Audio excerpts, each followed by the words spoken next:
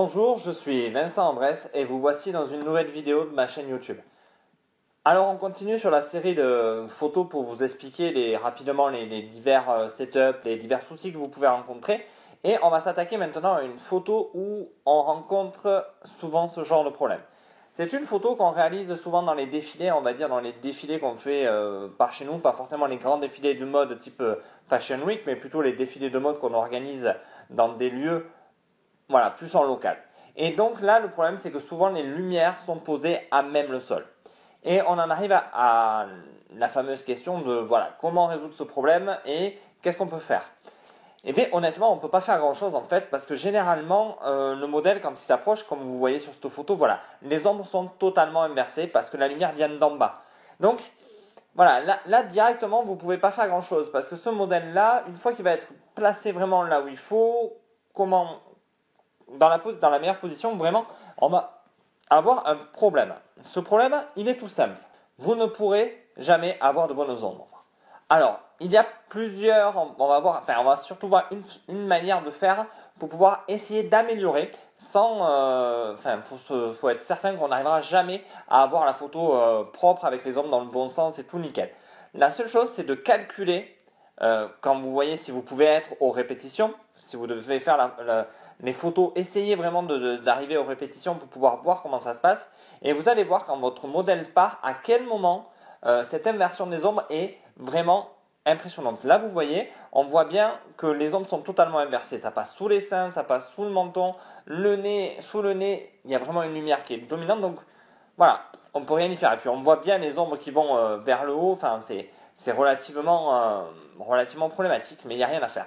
Donc essayez dans ces moments-là de voir arriver votre modèle et à quel moment vous pouvez faire la photo pour qu'elle soit le plus, que la lumière englobe. Parce que comme vous êtes loin, les ombres sont plus douces, ça se voit moins. Si vous l'avez très près de la lumière, les ombres vont être quand même relativement dures parce que la lumière est dure en fait.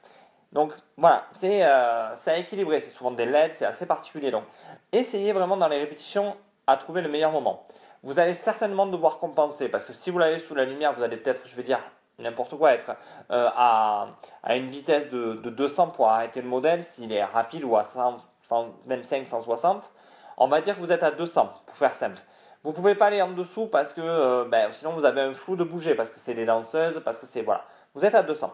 Vous avez des ISO par exemple qui quand elles sont face à la lumière sont à 400. Je dis n'importe quoi, ça va dépendre de la configuration. Et vous avez une ouverture en fait qui va fluctuer. Par exemple, vous allez descendre, on va dire, à 5-6.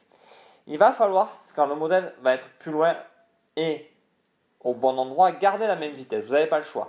Mais il va falloir peut-être monter en ISO et peut-être maintenir l'ouverture quand même à 5-6 pour avoir vraiment la qualité optique au meilleur moment. Car il faut savoir que vos optiques, si vous êtes à 1.8, on va dire à 16 ou à 22, à 1.8, elle n'est pas optimale. Vraiment, il faut essayer d'arriver, on va dire, à 2.8, voire à 3.2 ou à 4. Et là, vous avez vraiment votre qualité d'optique à son niveau le meilleur. Donc, c'est vraiment à vous à calculer pendant les répétitions les réglages que vous allez devoir utiliser, les plages que vous allez devoir utiliser. Et souvent, vous allez voir sur des appareils semi-professionnels ou professionnels, vous avez des petits boutons qui sont U1 et U2 pour Nikon. Pour Canon, j'en ai aucune idée, mais pour Nikon, je sais que c'est U1, U2. Ce sont deux programmes. Ces deux programmes, vous pouvez vous en servir à ce moment-là et vous pouvez régler à ce moment-là vraiment les deux modes. Comme ça, si par exemple, au début, vous avez un défilé classique, ça fait que marcher, hop, vous pouvez faire un premier réglage. Et quand ça danse, par exemple, que ça va super vite, vous avez juste à basculer sur le U2 et vous avez votre deuxième réglage qui a été fait automatiquement. Donc vraiment ça c'est à voir pendant les répétitions, il y a souvent des répétitions générales, il y a souvent des choses qui se font avant où le photographe peut y accéder. Donc n'hésitez pas à être là le plus tôt possible pour avoir un résultat de qualité. J'espère que cette petite vidéo vous a plu.